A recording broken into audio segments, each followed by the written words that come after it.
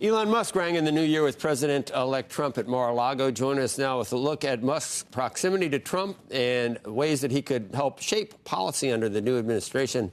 Teddy Schleifer, New York Times reporter.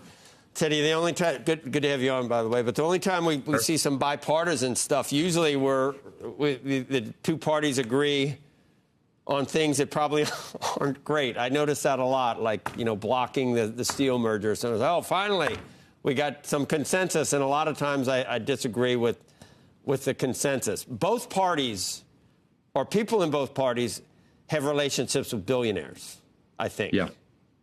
And you just pick your billionaire. No, none of them have trillionaires, and maybe Elon Musk is the first trillionaire. But this is an odd sort of a bromance to watch, and it's one that, I don't know, is the clock ticking? They're both so mercurial, it makes me wonder how long it lasts.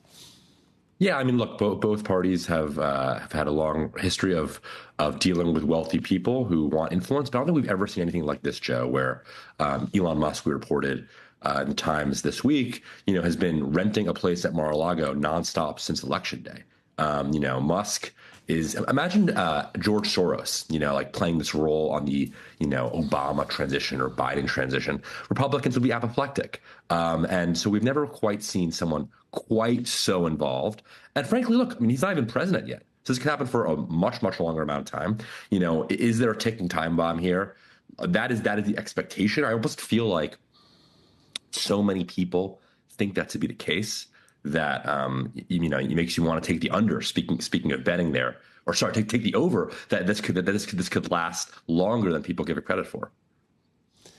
Yeah, both sides have conspiracy theories. I was listening to you, and I'm thinking George Soros would never be so open about it. But I look at some of the behind-the-scenes things going on, and it seems even more insidious in certain ways. But you're right; he's not. He would never rent, or his son would never rent a villa for $2,000 a night where you're like 50 feet from the... Now, he hasn't been inaugurated yet.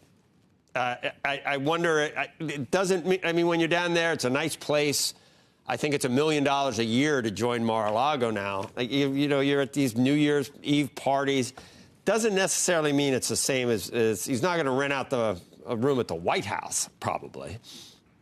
Yeah, but look, I mean, when Trump is president, suddenly Elon is going to have direct access to the guy, and he can say, I would prefer that Trump do X, Y, and Z, and Trump's going to listen, right? I mean, look, he's unelected, and certainly, Susie Wiles, Trump's chief of staff, is also unelected.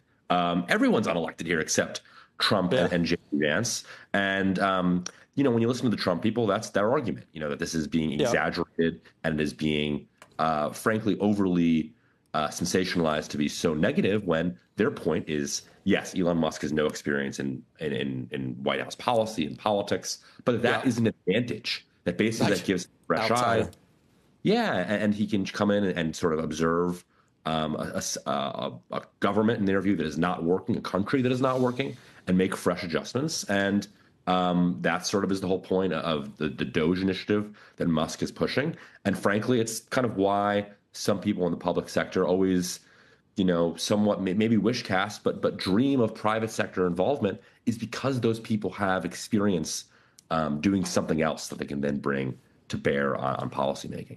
When I was talking about the bipartisan issue, I thought everybody agreed that we want the visa, the talent in STEM, because since we have lagged in STEM in this country to some extent, and a lot of very successful people have used the visas to come here. I thought we all wanted to be able to do that. I'm surprised that causes consternation. I thought it would be a good thing when President-elect Trump backed Elon's view on that, but even that gets criticism from certain sectors. Yeah, I mean, Joe, that's one of those consensus points that you may have been concerned about, right? And that's what the MAGA wing is concerned about. There's been this, use the word conspiracy, like there's been this conspiracy of kind of the globalist neoliberal left and, the free market, Paul Ryan, Mitt Romney right, and that those people have been pumping the country full of H-1B visas, and that's been hurting American workers in their view. And that's why, they elected Trump to be the wrecking ball to disrupt. And now he likes it.